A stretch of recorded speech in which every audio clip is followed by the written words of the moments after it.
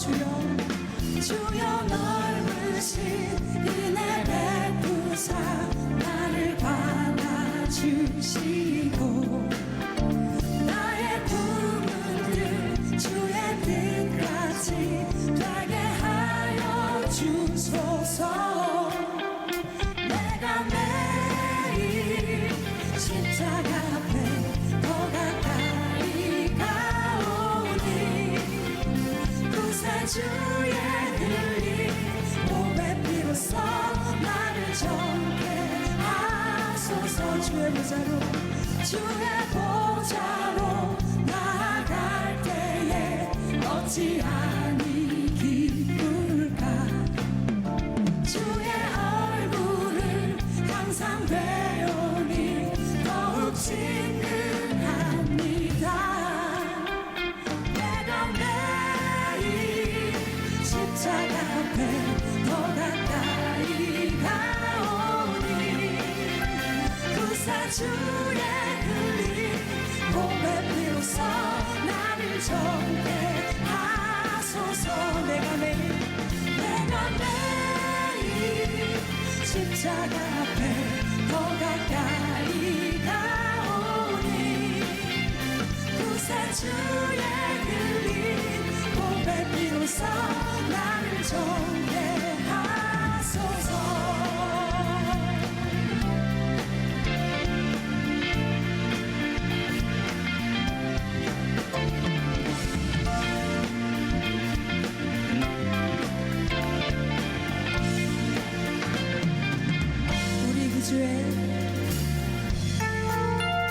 우리 구주의 넓은 사랑을 증량할 자 없으며 주가 주시는 참된 기쁨도 헤아릴 수 없도다. 내가 매일 십자가 앞에 더 가까이 구세주의 흘린 몸의 피로써 나를 정케 하소서. 내가 매일 십자가 앞에 더 가까이 가오니 구세주의 흘린 몸의 피로써 나를 정케 하소서. 십자가 앞에 더 가까이 가오니 구세주의 흘린 몸의 피로써 나를 정케 하소서.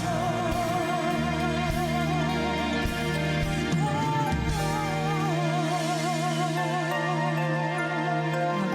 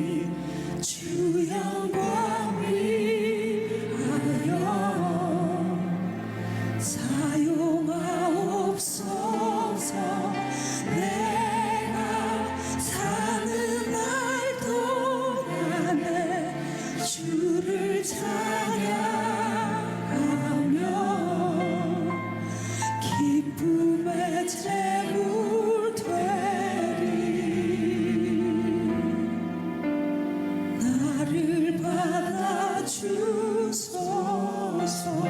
나를 받아 주소서. 나를 받아 주소서.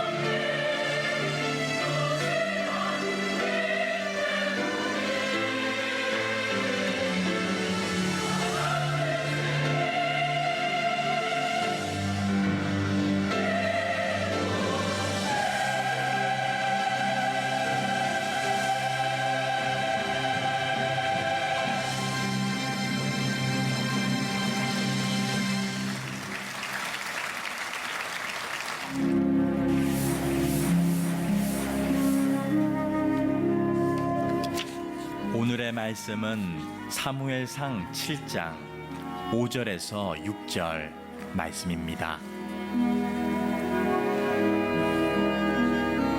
사무엘이 이르되 온 이스라엘은 미스바로 모이라. 내가 너희를 위하여 여호와께 기도하리라 하매 그들이 미스바에 모여 물을 길어 여호와 앞에 붓고 그날 종일 금식하고 거기에서 이르되 우리가 여호와께 범죄하였나이다 하니라. 사무엘이 미스바에서 이스라엘 자손을 다스리니라. 아멘. 우리 한국 사람들이 쓰는 말 가운데 삼시세끼라고 하는 말이 있습니다. 아침, 점심, 저녁 하루에 세 끼를 식사하는 그런 우리 한국 사람들의 모습을 잘 설명한 단어 삼시세끼. 어떻게 여러분은 아침, 점심, 저녁 삼시세끼를 잘 챙겨 드시는지 모르겠습니다. 최근에 한 설문 통계에 보니까 우리나라의 성인의 최소한 절반 이상이 하루에 세 끼를 먹지 못한다, 이런 통계가 나왔습니다. 근데 이 통계는 조금 양극화되어 있습니다. 우선은 어떤 분들은 자발적으로 끼니를 거르기 때문에 삼시세끼를 못 드시는 분이 있습니다. 자발적 끼니라는 것은 뭐냐면 다이어트를 위해서, 체중을 줄이기 위해서 일부러 안 먹는 거죠. 요즘은 뭐 이렇게 무조건 굶지 않고 간헐적 단식이라고 그래서 하여튼 끼니를 좀 이렇게 거르는 분들이 다이어트 때문에 많다. 또 한 부류는 정말 바빠서 뭐 아침에 출근하고 또 뭐 등교하고 내지는 자기가 하는 일이 너무 바빠서 밥 먹을 시간이 없고 그러다 보니까 끼니를 거르는 경우가 있다. 제가 이렇게 지금 서두에 끼니를 얘기하는 이유는 오늘부터 다룰 주제가 끼니를 거르며 하는 기도, 금식 기도에 대해서 이야기를 좀 하려고 합니다. 여러분, 금식 기도를 우리 교인들은 다 마주 대할 때가 참 많습니다. 개인적으로는 인생의 아주 중요한 문제나 분기점 앞에 섰을 때 한국 교인들은 비장한 마음으로 하나님 앞에 아주 정말 전폭적으로 승부를 거는 기도를 할 때 금식 기도를 많이 하죠.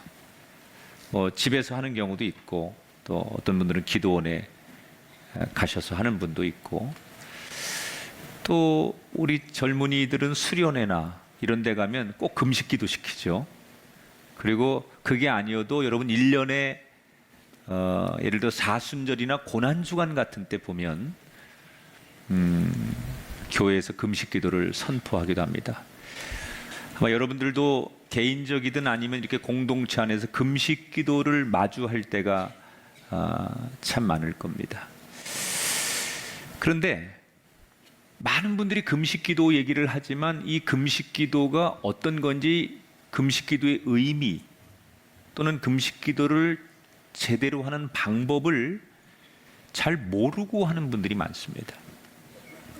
예를 들어서 어떤 분들은 내가 그냥 끼니를 굶어서 오늘 그냥 뭐 교회 가서 기도했는데 그걸 금식 기도로 치자, 이런 분들이 있는가 하면, 어떤 분들에게는 금식 기도라고 하는 것은 아주 힘든 기도, 그리고 피하고 싶은 기도, 이렇게 인식하며 금식 기도를 대하는 분들이 있습니다.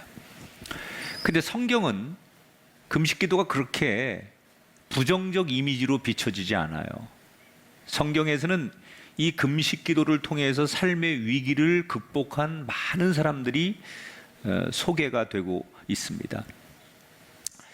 그러니까 우리는 얼핏 생각하면 그냥 기도하는 것도 힘든데 완전히 굶으면서 기도하는 게 그게 과연 힘들지 않은 일일까? 그런데 성경은 이 금식 기도에 대해서 너무 자연스럽게 우리에게 소개를 한다는 거예요. 도대체 성경에서 금식 기도를 어렵지 않게 하고 금식 기도를 통해서 승리한 사람들은 어떻게 기도를 했길래 금식 기도를 자기 것으로 만든 것일까? 이유는 간단합니다. 하나님이 기뻐하시는 방법대로 금식 기도를 드리면 돼요. 하나님이 제일 기뻐하시는 금식 기도는 어떤 거냐? 이걸 알아야 돼요. 여러분, 저는 이 기도 시리즈 설교를 하면서 아주 중요한 평범한 진리 하나를 얻었어요. 아, 교인들이 기도를 못 믿는구나. 여러분, 한 달 동안 일하시면 당연히 회사에서 월급 줄 거 믿으시잖아요. 농부들이 가을이면 추수할 걸 믿으니까 이 무더운 여름을 견디시는 거잖아요. 믿으니까. 근데 우리가 하나님 앞에 기도를 드리면서 여전히 기도를 하면서 하나님이 우리에게 주실 응답을 못 믿는다는 거예요. 우리가 교회를 정의할 때 교회는 어떤 곳이냐라고 이야기할 때 가장 좋은 정답 중에 하나가 뭐냐? 내 집은 만민이 기도하는 집이라. 그래서 교회는 기도하러 오는 곳이에요.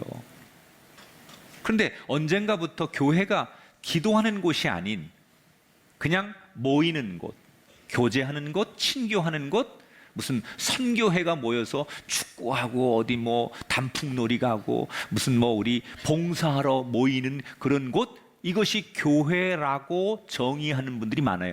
틀린 얘기는 아니지만 성경에서 말하는 교회의 정의는 어떤 곳이냐? 내 집은 만민이 기도하는 집이라.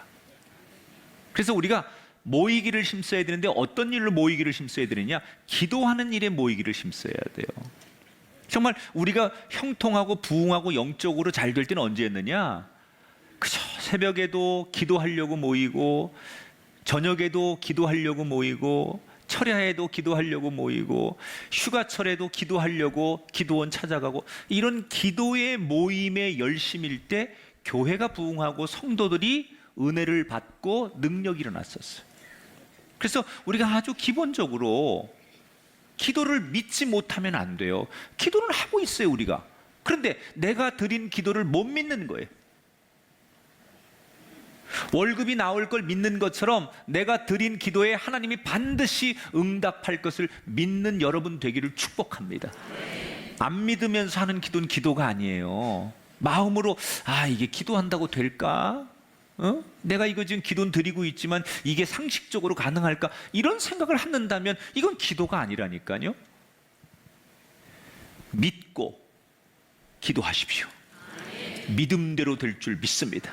그래서 오늘은 하나님이 기뻐하시는 금식 기도 사무엘의 이야기를 통해서 말씀을 전할게요. 사무엘은 이스라엘 역사에 아직 왕이 세워지기 전에 활동했던 지도자예요. 사무엘은 그 엄마가 한나인데 한나가 아주 늦게 얻은 자식이잖아요. 그래서 하나님, 나는 자식이 없는데 아들 하나 주면 내가 평생 하나님의 종으로 드릴게요. 그래가지고 엄마의 서원 기도 때문에 성전에서 지금 말하면 목회자가 된 거죠. 그래서 영적 지도자로 이스라엘을 이끌었던 왕이 없던 시대니까 이게 훌륭한 존경받는 지도자들에 의해서 나라가 다스리던 시대, 그 중에 한 사람이 사무엘이었다는 거예요. 그런데 이 사무엘이 살아가면서 어떤 일을 만나느냐? 나라가, 이스라엘이 블레셋이라고 하는 나라에게 침공을 받습니다. 당시 블레셋은 굉장한 강대국이었죠. 역사에 보면 철기와 청동 무기를 제일 먼저 가지고 있던 나라가 블레셋이에요. 이 블레셋의 침공을 받아서 이스라엘이 전쟁에서 대패를 합니다. 여러분, 전쟁에서 진다는 얘기는 뭘 말하는 거냐? 단순히 군인들이 죽는다는 게 아니라 군인들 뒤에 있는 민간인들이 모든 걸 다 뺏기는 거예요. 집에서 키우던 짐승들을 비롯해서 모든 재산을 다 뺏기고 심지어 여자들과 아이들이 종으로 팔려가는 거예요. 그리고 과거에는, 옛날에는 전쟁이 어떤 특징이 있었냐면 우리와 저들의 전쟁이 신과 신의 전쟁으로 옛날 사람들은 생각했어요. 그래서 블레셋 사람들은 자기들이 섬기는, 블레셋 사람들이 섬기는 신이 우리를 지켜준다고 생각하고 이스라엘은 야훼 하나님이 우리를 지켜준다고 생각하는 거예요. 그래서 사실은 사람들이 싸우지만 이 전쟁의 승패는 신과 신이 싸우는 전쟁이다, 이렇게 생각을 해요. 그래서 전쟁에서 이기면 반드시 뭘 하느냐, 마지막에는 그 상대편이 섬기는 신상을 무참히 짓밟고 그 상대편의 신을 인정하지 않게 만드는 게 과거의 전쟁이에요. 그래서 이 블레셋이 이스라엘 전쟁을 이긴 다음에 뭘 하느냐? 이스라엘 사람들의 상징이었던 법궤를 뺏어갑니다. 법궤라는 것은 하나님의 임재하는 상징이잖아요. 성전과도 같은 거예요. 이 법궤를 블레셋 사람들이 뺏어가죠. 너희들이 믿는 하나님 없어. 우리의 신에 비하면 능력도 없는 존재야. 그걸 나타내기 위해서 이스라엘 사람들의 자존심인 법궤를 뺏어가요. 그런데 무슨 일이 생기느냐? 자, 이스라엘은 법궤를 뺏겼는데 그 법궤를 지킬 힘이 없는 거예요. 그 법궤를 다시 가져올 능력도 없는 거예요. 아무것도 하나님을 위해서 이스라엘 백성들은 할 수 있는 게 없어요. 그런데 그때 그 법궤가 가 있는 블레셋 진영에서 무슨 일이 생기느냐? 법궤가 있는 곳에 블레셋 사람들이 질병이 돌고 재앙이 임하고 신기한 일이 자꾸 생기는 거예요. 그러니까 처음에는 블레셋 사람들이 우연이겠지, 응? 이렇게 생각을 했는데 이 법궤를 옮겨 놓는 곳마다 자연의 재앙이 일어나고 질병이 돌고 사람들이 죽고, 그러니까 이 블레셋 사람들이 나중에는 감당할 수가 없는데 이게 틀림없이 법궤가 있는 곳만 그러니까 그들이 뒤늦게 깨닫죠. 이스라엘이 섬기는 하나님을 우리가 감당할 수 없구나. 이 법궤를 뺏어와서 이런 재앙들이 일어나니 다시 이 법궤를 돌려줘야 되겠다. 그래서 블레셋 사람들이 자원해서 법궤를 다시 돌려주게 돼요. 그러니까 법궤가 이스라엘로 돌아오는데 문제는 이스라엘 사람들도 이 법궤를 환영하지 않습니다. 왜냐? 이스라엘 사람들은 하나님에 대해서 실망, 섭섭함, 불신앙을 가지고 있었어요. 그도 그럴 것이, 자기들은 아무리 블레셋이 강하고 블레셋이 뭐 전쟁에 능한 민족이어도 우리 하나님이 당신의 백성들을 지켜줄 거라고 생각했어요. 하나님이 이 전쟁에 개입하셔서 블레셋을 막아주고 자기들을 안전하게 지켜주고 결국 이 전쟁을 이기게 해주실 거라고 하나님을 철떡같이 믿었는데 그 하나님이 이 전쟁에서 자기들을 지켜주지 않았다고 생각하는 거예요. 하나님이 아무것도 우리를 위해 해주신 일이 없다고 생각하는 거예요. 그래서 하나님에 대해서 믿지 못하겠습니다. 하나님 우리를 버리셨다고 생각하거나, 어떤 사람들은 하나님은 아예 없다고 생각하거나, 어떤 사람들은 하나님에 대해서 섭섭해서 다시는 하나님 안 믿겠다고, 그런 사람들도 생겨나는 거예요. 그래서 법궤가 돌아오는데 사람들은 법궤를 환영하지 않아요. 자, 재미난 일이에요. 블레셋 사람들은 법궤를 보내려고 그러고 이스라엘 사람들은 법궤가 오는데도 쳐다보지도 않고, 그래서 법궤가 할 수 없이 어디로 가느냐? 블레셋과 이스라엘의 딱 중간 지점, 경계선, 거기에 법궤가 머물게 돼요. 그러면서 오랫동안 거기에서 양쪽 다 관심 없는 법궤가 그냥 거기에 방치되는 그런 시간이 있었습니다. 이 이야기로부터 오늘 본문이 시작되는 거예요. 오늘 본문 얘기하려고 이렇게 길었어. 이걸 알아야 오늘 본문이 이해가 되니까. 자, 요 배경에서 오늘 본문이 시작된다고 했죠. 2절 말씀을 한번 읽어볼게요. 시작. 궤가 기랏 여아림에 들어간 날부터 20년 동안 오래 있은지라 이스라엘 온 족속이 여호와를 사모하니라. 기랏 여아림이라고 하는 것이 어디냐? 블레셋과 이스라엘의 딱 경계선이에요. 여기 20년 동안 이 궤가 방치되어 있었어요. 자, 10년이면 강산도 변한다고요. 세월이 지나니까 20년의 세월이 지났어요. 많은 것이 변했겠죠? 그런데 20년이 지나면서 어떤 변화가 생겼느냐? 하나님에 대해서 마음을 열지 않았던 이스라엘 백성들이 하나님 앞에 드디어 마음을 열기 시작했어요. 자, 요 상황을 성경학자들은 두 가지로 해석을 해요. 하나는 시간이 흐르면서 사람들은 자연히 상처를 입고 과거를 잊게 되는 것이다. 그러니까 하나님에 대해서 분명히 섭섭했고 불신앙을 가졌는데 시간이 점점점 지나다 보니까 그냥 시간이 약이라고, 세월이 지나다 보니까 과거에 섭섭했던 거, 상처 이런 것들이 자연히 아물게 됐다. 이렇게 해석하는 분이 있고요. 저는 두 번째 해석을 굉장히 주목해요. 두 번째 해석은 어떤 거냐면 지난 20년 동안 하나님에 대해서 신앙이 없고 불신앙이고 민심이 냉랭할 때 사무엘은 혼자서 그렇게 하나님에 대해서 불신앙이고 하나님을 부인하는 사람들을 찾아다니면서 열심히 그래도 하나님은 살아계시고 우리가 하나님 앞에 돌아와야 하고 하나님 앞에 기도해야 되고 하나님 말씀은 이런 거라고 열심히 말씀을 가르쳤어요.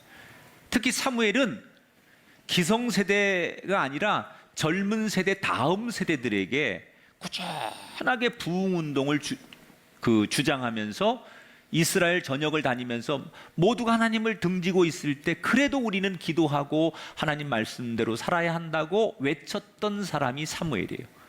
그러니까 20년이라는 세월은 뭘 말하는 거냐? 그 사무엘이 20년 동안 젊은 세대들에게 말씀을 전하고 예배를 회복했더니 그들이 자라서 이스라엘 진영의 주역이 되고 그러면서 세대 교체가 이루어지면서 분위기가 바뀌었을 것이다. 저는 두 번째 얘기를 더 주목해요. 여러분, 아무리 세상이 하나님을 부인하고 지금 예배가 식어가는 것 같아도, 교회 사람들이 안 모이는 것 같아도 한쪽에서 그래도 하나님은 살아계시고 우리는 기도해야 되고 우린 하나님 앞에 순종해야 됩니다라고 가르치는 사람이 있을 때 반드시 사이클은 돌아오게 돼 있어요. 분명히 우리 민족에게, 여러분의 가정에게, 이 땅에게 이런 사이클이 회복되게 되기를 주의 이름으로 축원합니다. 어쨌든 민심이 달라졌어요. 온 이스라엘 사람들이 이제는 하나님 없이는 안 되겠다라고 다시 그들의 신앙이 하나님께로 향할 쯤 됐을 때 어느 날 사무엘이 영적으로 이런 명령을 내립니다. 온 이스라엘 백성들은 들어라.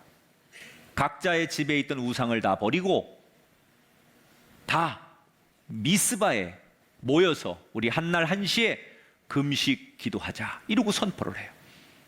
그리고 이 명령이 선포되자 며칠 뒤 이스라엘 백성들이 다 미스바로 모이게 됩니다. 그리고 사무엘의 인도로 그들은 찬송하고 말씀을 듣고 기도하고 물론 금식하면서 그렇게 집회를 하죠. 여러분, 가만히 생각해 보면 굶고 예배하고 기도한다는 건 말은 쉽지만 어렵습니다. 금식기도 여러분 해보셨는지 모르겠지만 처음에는 쉬워요. 한 끼나 하루, 이 정도, 이틀, 얼마 동안 처음에는 버틸 수 있어요. 그런데 시간이 가면 갈수록 금식기도는 힘든 거예요. 왜? 이 배고픔, 먹고자 하는 욕구가 굉장히 강한 사람은요, 이거 못 버팁니다.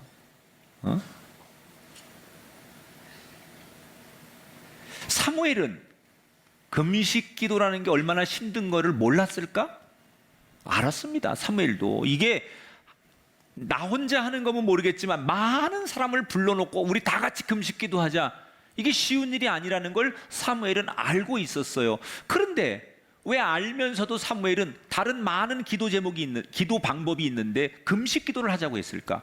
예수님은 벳세다 광야에서 오히려 모였던 군중들에게 먹을 것을 주면서 예배를 인도하고 기도를 시켰잖아요. 그런데 왜 사무엘은 하필 제일 어려운 금식 기도를 하자고 한 걸까?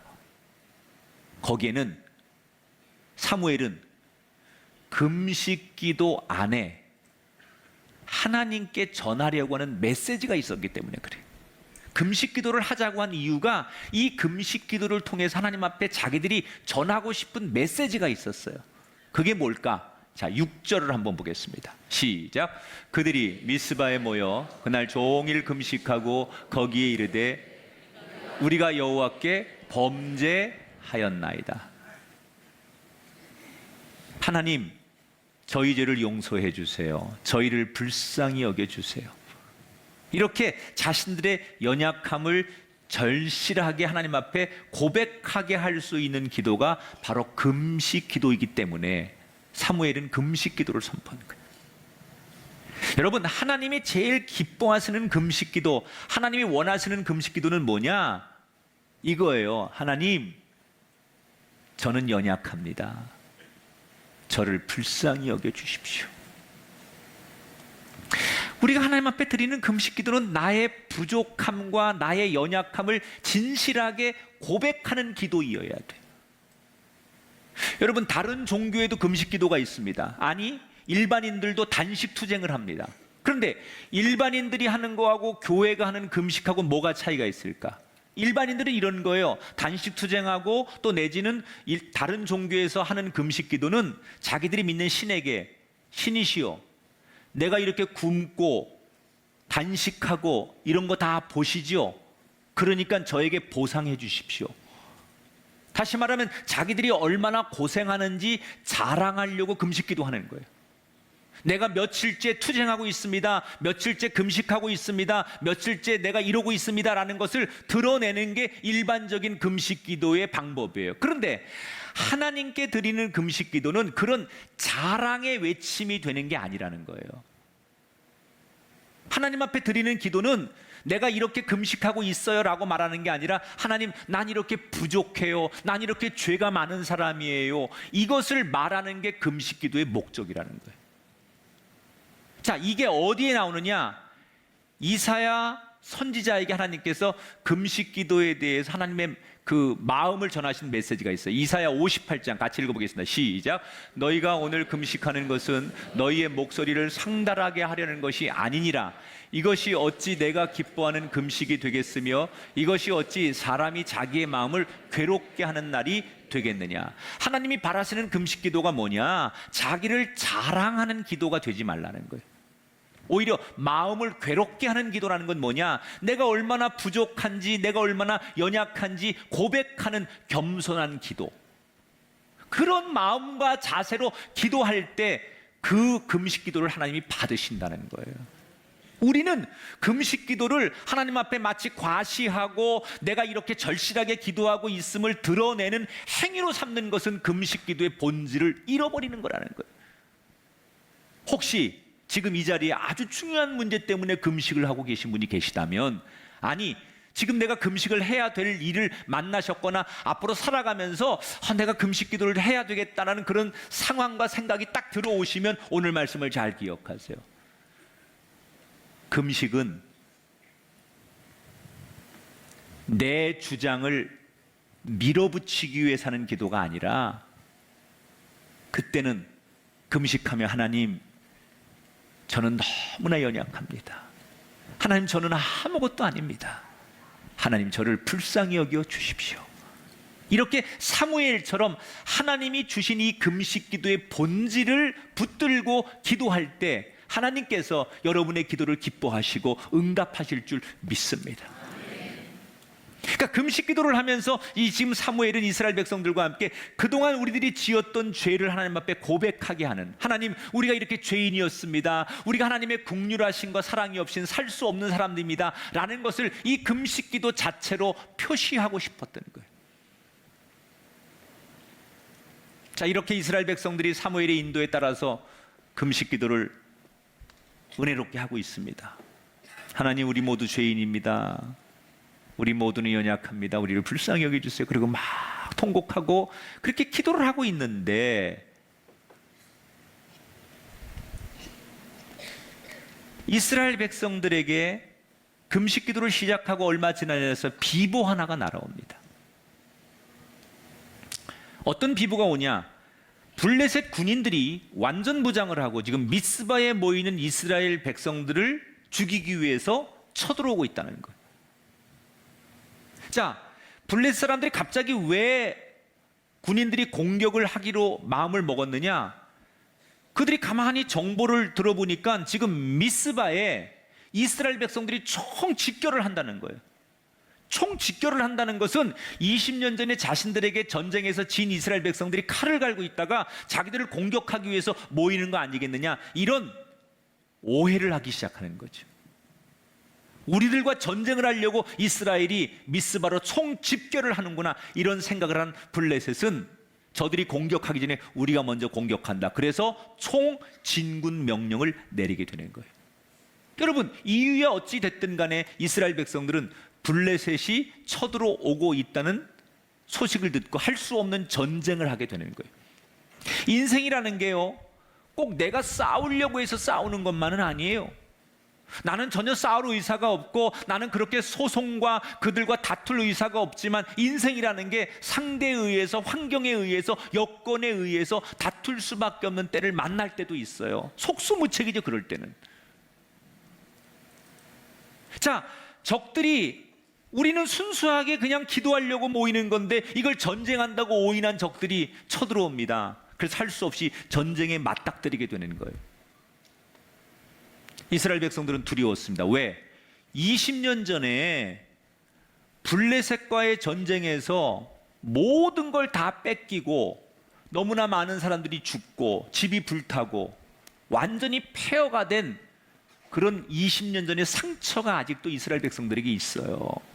그러니 블레셋이 쳐들어온다는 얘기가 얼마나 두렵습니까? 더군다나 자기들은 지금 전쟁을 하려고 모인 게 아니기 때문에 무슨 무기가 있다거나 군인들 훈련을 받거나 그런 게 아니에요. 또 지금 하루 종일 금식한다고 굶고 있어요. 아니, 지금 육신적으로도 완전히 지쳐 있어요. 그래서 아무 힘도 없어요. 그런 상황에서 전쟁에 나가야 되는 이스라엘 백성들은 20년 전에 블레셋과의 전쟁을 할 때보다도 훨씬 더 안 좋은 상황에 놓이게 되는 거죠. 여러분, 냉정하게 판단하면 이 전쟁이 과연 전쟁일까요? 이 전쟁에서 이스라엘이 이길 확률이 있을까요? 없지요. 그런데 어떻게 됩니까? 10절, 11절을 읽어볼까요? 그날에 여호와께서 블레셋 사람에게 큰 우레를 발하여 그들을 어지럽게 하시니 그들이 이스라엘 앞에 패한지라. 이스라엘 사람들이 블레셋 사람들을 추격하여 쳤더라. 블레셋은 철기와 청동으로 무장한 완전한 군인들이, 강한 군인들이 쳐들어옵니다. 거기에 이스라엘 사람들은 그저 급하게 만든 죽창, 맨주먹, 돌멩이 이런 거 정도로 전쟁이 시작되는 거예요. 뭘 먹을 시간도 없어요. 전열을 정비할 시간도 없어요. 그냥 몸으로 싸우는 거예요. 내 처자식을 지키기 위해서 내 몸을 던져서 몸으로 투항하는 전쟁, 그것밖에 할 수 없어요. 그때 사무엘은 뭘 해요? 계속 금식하며 하나님 앞에 기도하는 거예요. 그런데 금식하며 기도하는 사무엘의 기도를 하나님 들으시고 응답을 하시죠. 무슨 일이 일어납니까? 하나님께서 이 전쟁에 개입을 하십니다.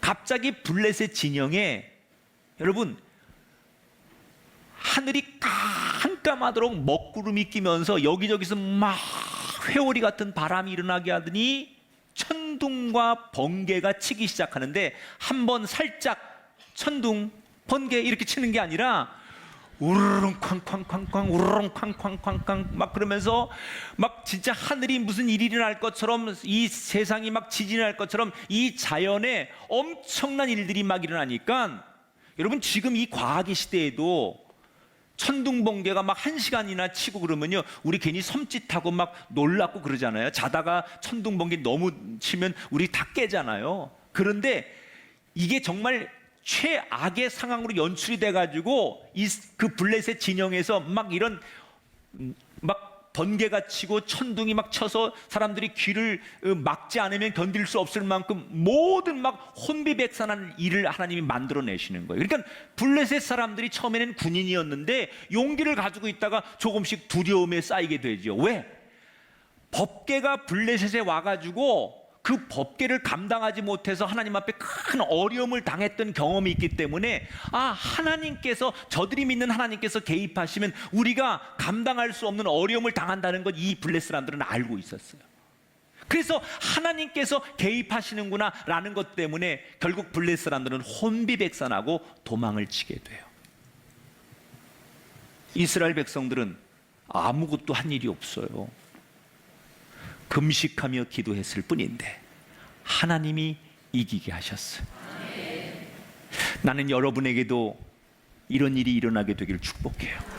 여러분의 가정과 자녀와 여러분의 인생길에 반드시 나는 할 수 있는 게 아무것도 없는 상황인데 하나님이 내 인생에, 내 문제에 개입하셔서 내가 싸우는 게 아니라 하나님께서 나를 대신하여, 우리를 대신하여 싸우셔서 이길 수밖에 없는 일이 여러분에게도 일어나게 되기를 주님의 이름으로 축원합니다. 우리의 문제는 어떤 문제든지 간에 그걸 내 힘으로 싸워보려고 해요. 기도하면서도 여전히 뭐 소송하고 또 사람들 찾아가서 로비하고 내가 그 문제를 해결해 보려고 내가 몸부림치는 거예요.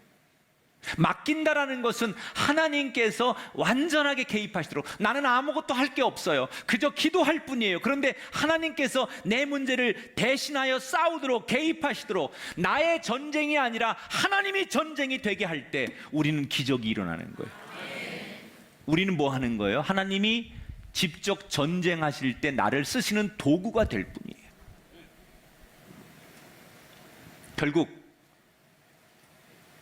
상상도 할 수 없는, 상상하기도 어려운 기적이 이스라엘 땅에 일어나는 거예요.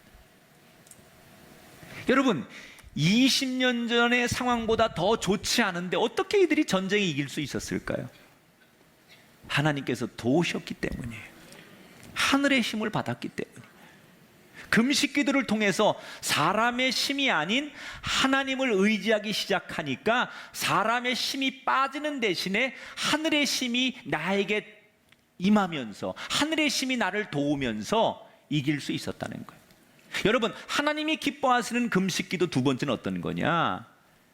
금식 기도는 내 힘을 빼고 하늘의 힘을 받는 과정이어야 돼요. 따라합시다. 내 힘은 빠지고 하늘의 힘으로 살게 하소서. 근데 우리는 금식 기도를 하면서도 여전히 내 힘을 가지고 싸우는 거예요. 기도는 기도고 내가 힘으로 할 건 힘으로 하고, 이걸 우리가 구분을 못 한다는 거예요. 금식 기도의 의미는 내 힘을 빼는 거예요. 나의 에너지는 다 버리는 거예요. 내 집념과 내 야망과 내 계획과 내 생각은 다 내려놓는 거예요. 그 대신에 하늘의 힘이 내게 공급되고 하나님의 은혜가, 하나님의 방법이, 하나님의 개입이 내게 임하도록 만드는 게 금식 기도여야 된다는 거예요. 여러분, 성경에 보면 적지 않은 믿음의 선배들이 위기를 만났을 때 오히려 금식하고 기도하면서 자신의 힘을 빼는 그런 경우가 많습니다. 오늘 우리가 이 미스바에서 블레셋과의 전쟁 이야기 뒤로 한 수백 년이 지나면 남유다에 여호사밧 왕이 있었어요. 이 남유다는 당시에 중동 지역에서 아주 알아주는 약소 국가였습니다. 조그만 나라예요. 그런데 강대했던 모압과 암몬이라는 주변의 나라들이 이 조그만 나라를 우습게 보고 틈만 있으면 집어삼키려고 합니다. 항상 전쟁의 위기를 만나죠. 그때 여호사밧 왕이 나라가 풍전등화와 같은 위기를 만났을 때 어떻게 하느냐, 뭘 선택하느냐. 역대하 20장에 보면 이런 말이 있습니다. 여호사밧이 온 유다 백성에게 금식하라 공포하며 유다 사람이 유다 모든 성읍에 모여와서 여호와께 간구하더라. 모압과 암몬이 자기 나라를 침공했을 때 여호사밧 왕은 군인들을 모으고 싸우자, 결사항전하자, 그러지 않고 뭘 한다고요? 온 백성들에게 여호와 하나님 앞에 금식하자. 그리고 그들은 금식의 의미를 제대로 알아요. 12절, 우리 하나님이여, 우리를 치러 오는 이 큰 무리를 우리가 대적할 능력이 없고 어떻게 할 줄도 알지 못하였고 오직 주만 바라보나이다. 주여, 저희는 능력이 없습니다. 그래서 나는 힘이 없습니다. 우리를 불쌍히 여겨주시고 우리는 주님만 바라봅니다. 금식 기도의 의미를 제대로 알았던 거예요. 게임이 안 되는 전쟁을 합니다. 그런데 어떻게 됩니까? 여호사밧 왕이 이끄는 남유다를 하나님께서 이기게 하셔서 대승을 거둬요. 전력상 열세였음에도 불구하고 어떻게 이깁니까? 여호사밧 왕과 남유다 백성들이 온종일 금식하면서 하늘의 힘을 구했더니 하늘이 돕기 시작했어요. 여러분, 이거예요. 어린아이가 자기 힘으로는 세상을 이길 수 없어요. 예를 들어 길을 가다가 아이가 무서운 강아지가 있으면 자기 힘으로 그 강아지를 못 쫓습니다. 그러니까 얼른 아빠 손을 잡고 아빠 등 뒤에 와서 아빠를 미는 거죠. 그럼 아빠가 나가가지고 그 아이가 무서워하는 강아지를 저리 가! 그리고 밀어주는 거예요.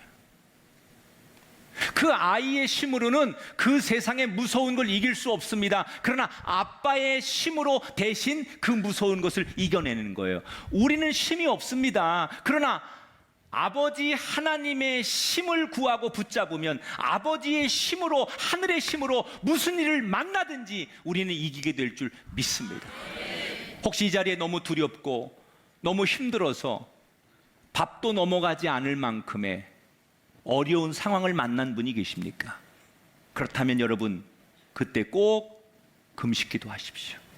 그리고 그때는 금식기도를 해야 되는 상황에선 다른 것 구하지 말고 이렇게 기도하세요. 주여, 제 교만, 제 생각, 제 야망, 제 집념은 다 빼주시고 비고 빈 내 인생에 주님의, 하늘의 하나님의 힘이 채워지게 하옵소서.